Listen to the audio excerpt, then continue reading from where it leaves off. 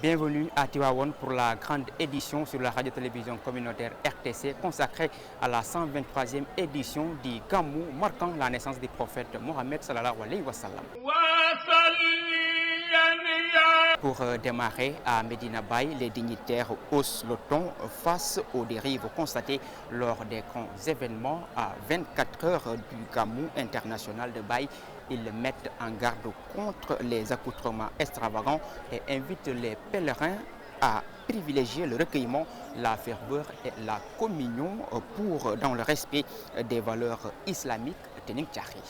Pour prévenir les dérives modernes et certains comportements jugés contraires aux valeurs religieuses, les dignitaires de Medina Baye mettent en garde contre les accoutrements extravagants, avertissant que de telles attitudes ne seront pas tolérées durant le Gamou. Comportement extravagant, c'est-à-dire une personne qui a effectué des kilomètres pour effectuer son ziar et arriver donc devant la porte, on vous interdit là, vraiment c'est déplorable.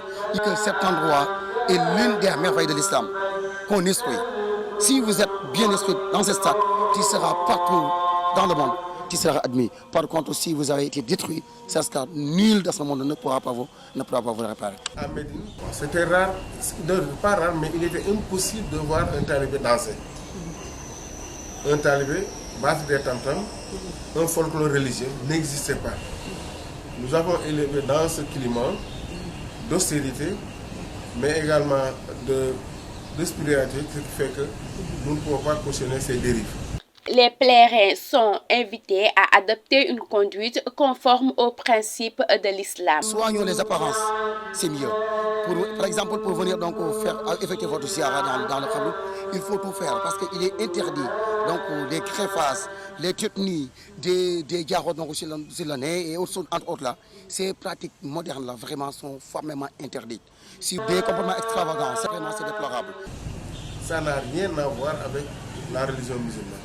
Peut-être ceux ou celles qui le font ont d'autres préoccupations que l'islam. Le Gamou international de Medina Baye, événement sacré qui réunit des fidèles diverses nationalités, doit rester un moment d'adoration de Dieu, de communion et de recueillement, et non un lieu de provocation ou d'exhibition, rappellent les disciples de Cheikh al-Islam.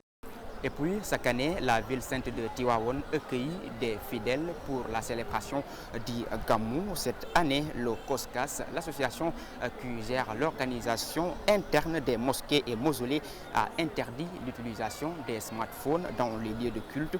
Une décision saluée par les fidèles qui estiment que c'est au moins de préserver la sacralité et le recueillement. Reportage Maudou Diouf. À Tivaouane, des milliers de pèlerins convergent pour célébrer le Gamou. Dans ce climat de ferveur, l'organisation a pris une mesure forte: interdire l'utilisation des téléphones portables dans les lieux de culte. C'est l'intérieur des mosquées et des mausolées. On interdit d'utiliser les portables, c'est-à-dire de filmer ou bien de faire des snaps. Ça, c'est interdit. Pour appliquer cette règle, une sous-commission a été mise en place. Tu sais, là où il y a les portables, si tu ne fais pas attention, ça va aller vers le sens de désordre. C'est ça, responsabilité. Ils ont ce contrôle-là. Avec la forte affluence, l'application de la mesure n'est pas toujours évidente. Dans cet espace, nous avons une immense foule et 95% des personnes détiennent des téléphones, donc ça sera très difficile de les contrôler. Les fidèles soutiennent largement cette initiative et appellent au respect et à la discipline. La majorité des zones cherchent du buzz et c'est ce qui est anormal. Des snaps, on doit les faire ailleurs, mais pas dans les lieux de culte. Pour les jeunes qui le font devront revenir à la raison, car ça ne sert à rien de faire des challenges dans les lieux de culte. À Tivaouane, l'interdiction des téléphones portables dans les lieux de culte peine à être appliquée, malgré la volonté des organisateurs. Un phénomène qui menace la quête spirituelle des fidèles venus célébrer le Gamou dans la sérénité. Également dans cette édition, la célébration de la naissance du prophète Mohammed, paix et salut sur lui, est un moment de partage, de solidarité et de prière. À Tivaouane, les familles ouvrent leurs portes pour accueillir les fidèles venus célébrer la naissance du prophète Mohammed, paix et salut sur lui. Écoutons leurs réactions dans ce micro-trottoir réalisé par Pape Khairé et Chérif Abdelaziz Touré. Ici, c'est moi qui gère tout ce qui a attrait à l'achat des denrées au marché. Les autres se contentent juste d'assurer la cuisine. Il y aura à manger et à boire à volonté durant toute la célébration. Vous savez, nous sommes des personnes pacifiques. C'est ce que nous souhaitons. Nous allons accueillir les fidèles, leur donner à manger et à boire jusqu'au jour de leur retour, car nous sommes habitués et nous allons toujours continuer sur cette lancée. Moi, je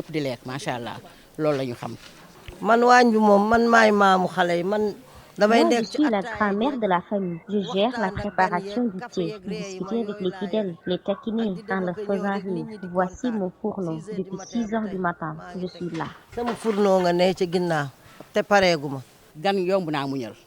C'est facile de composer avec un étranger, surtout pour une durée de 2 jours, car nous avons l'habitude d'accueillir des pèlerins. En tout cas, ils seront les bienvenus chez nous. Durant le gamou, nous laissons nos chambres aux fidèles qui viennent et nous dormons dehors jusqu'à la fin du gamou, car c'est normal parce qu'ils sont venus de loin. Adja Binta et moi, nous cédons nos chambres aux fidèles durant toute la période du gamou et nous venons nous installer à la devanture de la maison jusqu'à la fin de l'événement, car c'est ce que nos parents nous ont enseigné. À présent, direction Bambey, où la cité s'anime à la veille du gamou dans une atmosphère de piété, de ferveur. Fidèles et disciples convergent vers la demeure de Serigne Murtada Mbacké pour préparer la commémoration de la naissance du prophète Mohammed sallallahu alayhi wa sallam. À ce titre, écoutons ce reportage signé Malik Ning. Qui dit Mawlouda Bambey pense forcément à la demeure du vénéré Serigne Murtada Mbacké. C'est ici que la majeure partie des Bambéois célèbre la nuit de la naissance du prophète Mohammed sallallahu alayhi wa sallam. Malik Mbodj revient sur l'historique. Mme Khary Mbacké qui préside actuellement l'organisation du Gamou avec Serigne Murtada Mbacké de Ibn Serigne Cheikh Tedd est venu s'implanter à Bambey à partir de 1984. En tout cas, précédemment, c'est les vieux, les sages, les talibés mourides, nos chers papas qui ne sont plus sur terre, qui étaient chargés de faire des animations au niveau de la maison sous la présence de Cheikh Ahmadou Murtada Mbacké. Depuis l'avènement du coronavirus, le programme a connu des changements. Malik Mbodj nous donne le menu. Pendant la journée proprement dit, on commence par la lecture du Coran. À partir de 8h30, 9h. Et à partir de 11h du matin, les daïres venant de différents horizons, tous se rallient au niveau de la maison de Cheikh Ahmadou Murtada Mbacké, où Serigne Mamor sera là présent et ils feront leur ziar durant toute la journée. Aussi, les autorités, on les a demandé maintenant, parce qu'on avait l'habitude d'organiser une cérémonie officielle, mais depuis le Covid, on a cessé de faire ça, parce que ça nous prenait trop de temps. Après tout cela, à partir de 17h, il y a un daïra qui s'appelle Ansaroudine. À partir de 17h, organise une conférence ici, sous la bâche, et font aussi en même temps des expositions. Les préparatifs vont bon train. Les jars et les acclamations de Khafid en sont le témoignage.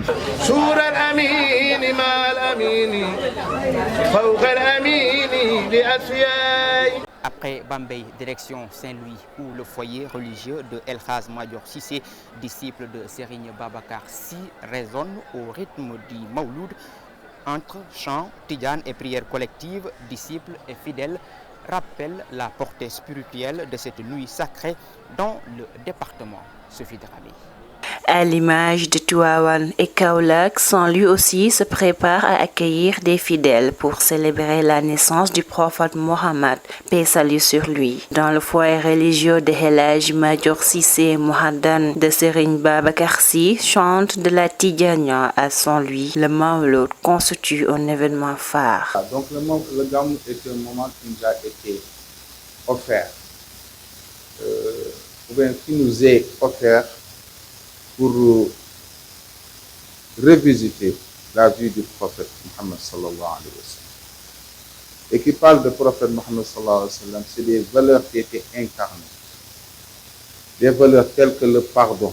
On voit qu'aujourd'hui, quelque part dans la société, il y a beaucoup de tueries qui ne s'expliquent pas. Il y a le rahma, il y a la miséricorde. Ça doit être mutuel. L'esprit de partage. On parle aujourd'hui du cause de la pauvreté. Alors que les ressources naturelles, je vous dis que Dieu a dit dans le Coran que à chaque individu, j'ai réservé sa nourriture. J'ai réservé donc sa subsistance. Il ne devait pas y avoir de problème si les ressources étaient bien partagées. Les fidèles partout où ils se trouvent témoignent de l'importance de cette nuit bénie. Ñi ngi koy waajal comme niñ ko daan waajalee rek di woo ñëpp ñu ñëw ñu ànd dem gaaye gàmmo ji foofu comme niñ ko daan gàmmoo. C'est mon village, c'est là-bas où je vais passer le gamou. Bon, il y a également d'autres foyers où on va aussi se recueillir là-bas, comme Tcherno Mamao, Tcherno Seynourouba, le Tcherno Samassa, Tcherno Aliou Thiam de Ourossogui, donc à Alwar également, là-bas où est né El Hadji Omar Tall. Qu'il soit vécu dans les grandes cités religieuses ou dans les villages reculés, le Gamou reste un moment fort de spiritualité et de cohésion sociale. Toujours dans la préparation du Mawlud 2025, le président du service de transport Allo-Dakar de Touba appelle les conducteurs à la vigilance sur les routes pour éviter les accidents notés durant les grands événements.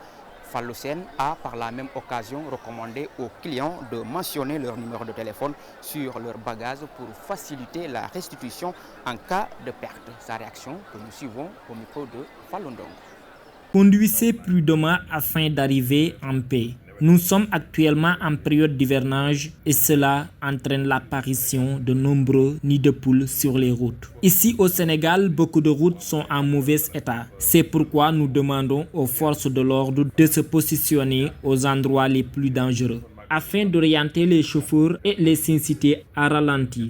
J'en appelle également à tous les conducteurs, faites preuve du même engagement et de la même prudence que lors du Magal. Il faut redoubler de vigilance à l'occasion du Gamou car c'est la nuit du prophète. De nombreux pèlerins se déplacent vers différentes localités pour y participer. À vous les équipes de transport comme Allo Kaolack et Allo Dakar, vos clients vous font confiance. Il est essentiel de respecter cette confiance. Je vous invite ainsi à mettre en place un système de numérotation des bagages pour faciliter leur identification en cas de perte. Si un bagage était égaré dans un point d'arrêt, nous pourrons plus facilement le retrouver grâce à nos groupes WhatsApp. Enfin, j'invite les forces de sécurité à renforcer leur présence pendant le Gamou afin de prévenir tout acte de malveillance.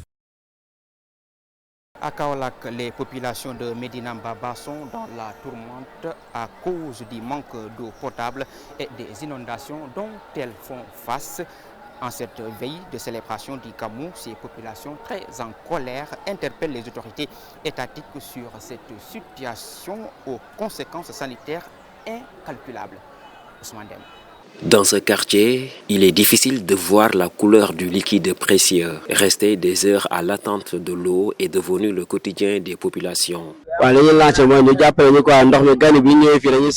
Nous sommes confrontés à des pénuries d'eau. En plus de cela, la qualité de l'eau fournie n'est pas des meilleures. Nous éprouvons des difficultés en cette période avec le manque d'eau. L'autre difficulté à laquelle elles font face concerne les inondations. Tout le quartier se trouve sous l'emprise des eaux de pluie. Nous sommes dans le désarroi. Les autorités étatiques doivent nous aider à assainir ce quartier devenu invivable. Le cœur meurtri, ces populations sollicitent l'aide des autorités étatiques. Tout le quartier se trouve sous les eaux. C'est vraiment déplorable. Nos enfants accourent d'énormes risques sanitaires face à cette situation. Dans ce quartier, ces populations ont le sentiment d'être laissées en rade à cause des difficultés qu'elles traversent au quotidien. Retour à Tivaouane pour parler de la clôture de la Bourda qui a réuni des milliers de fidèles dans une atmosphère d'émotion et de ferveur. Les talibés venus dans divers horizons ont exprimé leur attachement à Seydi El Hadj Malick Sy et Serigne Babacar Sy, mais aussi leur amour pour le prophète Mohammed sallallahu alayhi wa sallam dans ce micro-trottoir réalisé par Dieynaba Oumar Sow. Nous sommes profondément heureux d'être ici. Ce sont des instants chargés d'émotions. Nous rendons grâce à Dieu et invoquons la bénédiction sur le prophète. Serigne Babacar Sy demeure à jamais dans nos cœurs. Habituellement, je ne viens que le Gamou. C'est la première fois que j'assiste à la clôture de la Bourda. Nous ressentons une immense joie. À chaque Bourda, nous sommes présentes et nous prions Dieu de nous permettre d'en vivre encore beaucoup d'autres. C'est une joie profonde qui nous habite. Assister à cette clôture de la Bourda est un moment d'une intensité émotionnelle rare, surtout sous la guidance spirituelle d'El Hadj Malick Sy et de Serigne Babacar Sy.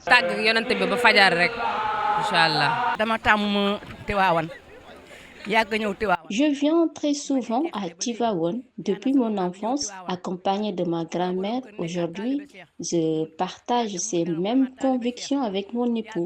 Être talibé cheikh est pour moi une immense fierté, un héritage spirituel précieux.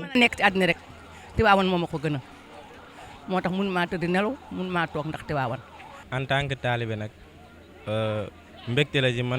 En tant que talibé, je ressens une grande joie d'être à Tivaouane. Nos guides religieux ont consenti d'énormes sacrifices. Seydi El Hadj Malick Sy, Serigne Babacar Sy. Célébrer la naissance du prophète est une source de bonheur et de lumière pour nous les talibés. Ñu magal juddu ki nga xamanteni motax ñu sak ñun ñep. Lool ñun dañ ci contane quoi en tant que talibé.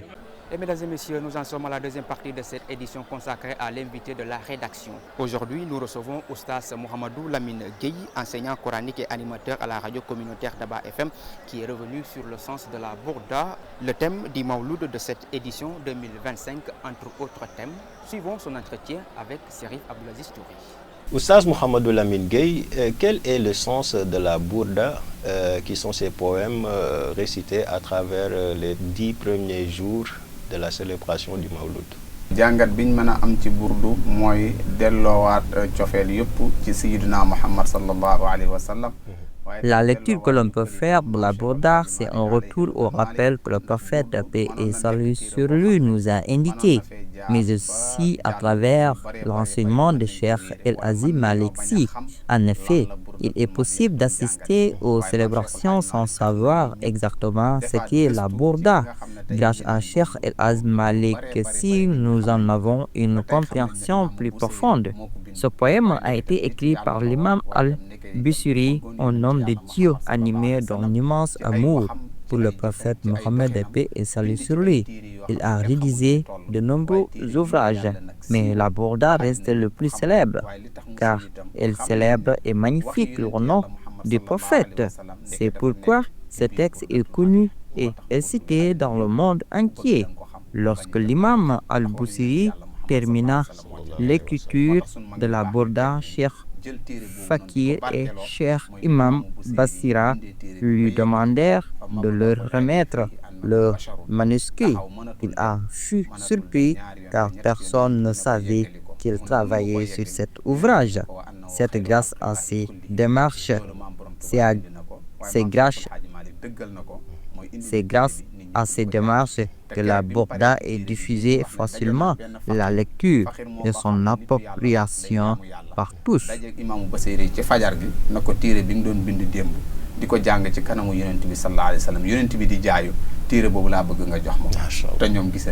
Pour en venir au thème de cette année, célébrer le Maulid pour une société plus cohésive, selon le khalife général des Tidjanes, quelle lecture pouvons-nous en faire?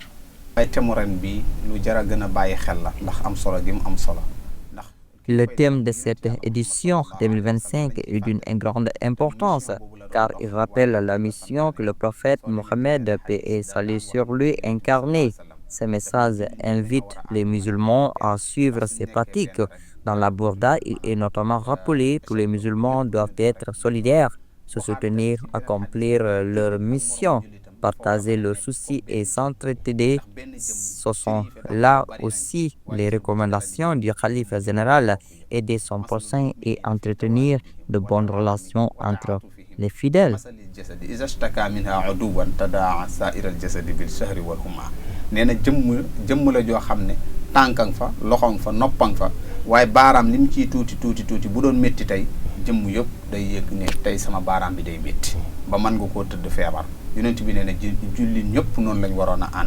Et pour finir, quelle doit être l'attitude de celui qui vient pour célébrer le Mawlud à Tivaouane?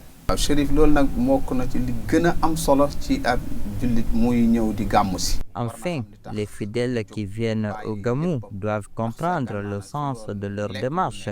Pourquoi viens-tu au Gamou? Comme le disait El Hadji Malick Sy, ce jour est destiné à prier pour le prophète Mohammed, paix et salut sur lui. Ce n'est ni pour manger ni pour les paroles vaines, mais uniquement pour célébrer la naissance du prophète Mohammed, paix et salut sur lui.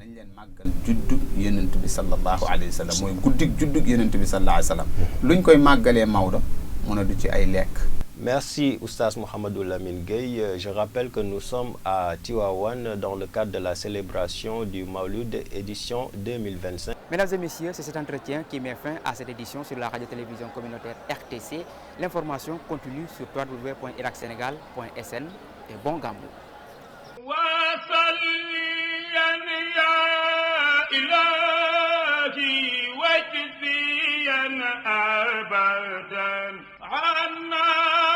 محمد المختار